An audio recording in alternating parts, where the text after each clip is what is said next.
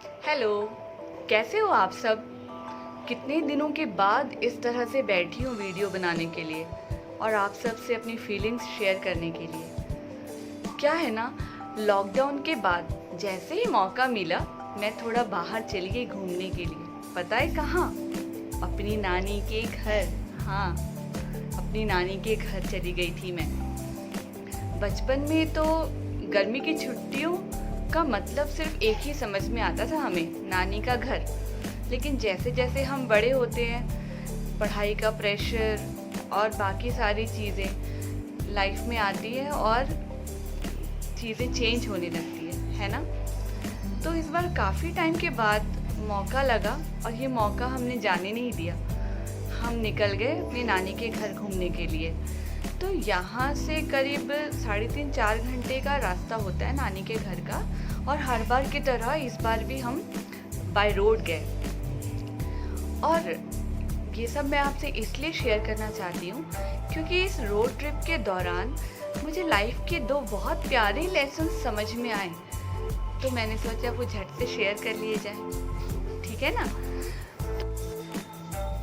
तो हुआ क्या, जैसे ही हम गाड़ी पे बैठे, बस बैठते ही मेरे दिमाग में यही चलने लगा, 3.5 घंटे हैं बस, फिर मैं पहुंच जाऊंगी नानी के घर, वहाँ सबसे मिलूंगी, ये बातें करूंगी, ऐसा करूंगी, वैसा करूंगी। और बस हर थोड़ी देर में अपनी घड़ी देखती कि अच्छा 10 मिनट निकल गए, अच्छा 20 मिनट निकल गए। इस तरह से मैं अपनी जर्नी तय कर रही थी। और वहीं दूसरी ओर मेरे बच्चे, मम्मा देखो ना, बाहर देखो ना। बच्चे हर छोटी बड़ी चीज़ों को इतने एक्साइटमेंट के साथ देख रहे थे और इन्जॉय कर रहे थे, मानो उन्हें कहीं जाना ही नहीं है, ये जर्नी ही उनकी मंजिल है।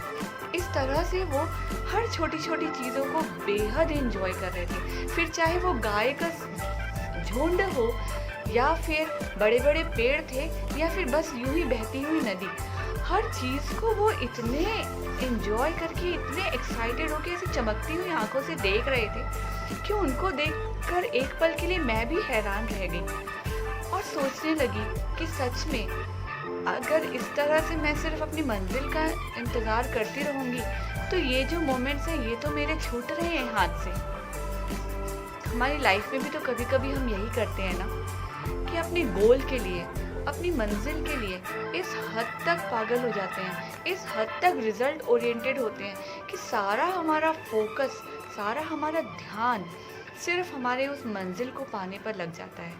और उस मंजिल को पाने का जो रास्ता है, उस रास्ते में जो हमारे लाइफ में छोटी छोटी खुशियाँ आती है, छोटे छोटे मोमेंट्स आते हैं जिन्हें हमें एंजॉय करना चाहिए, वो हमसे छूट जाते हैं।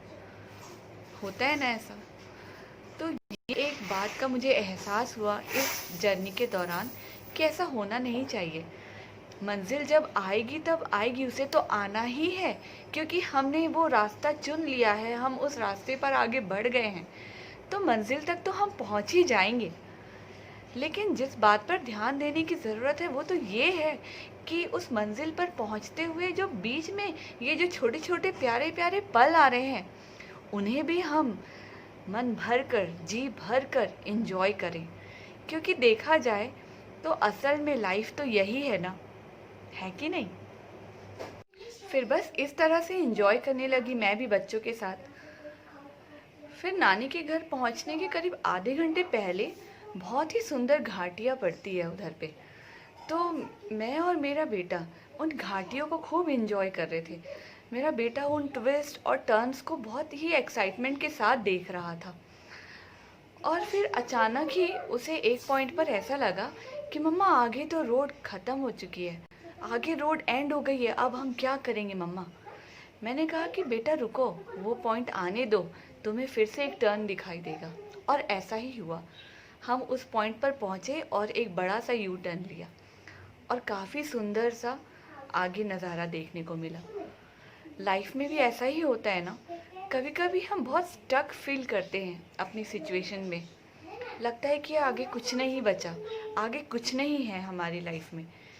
लेकिन अगर हम निडरता के साथ कदम बढ़ाएं और आगे बढ़ते जाएं, कम से कम वहाँ तक तो चले जहाँ तक हमें समझ में आ रहा है, जहाँ तक हमें चीज़ें दिख रही है, तो श्योरली ही जब हम वहाँ तक पहुँच जाते हैं जहाँ तक हमें समझ में आ रहा है, तो आगे का रास्ता खुद ब खुद हमें मिलने लगता है।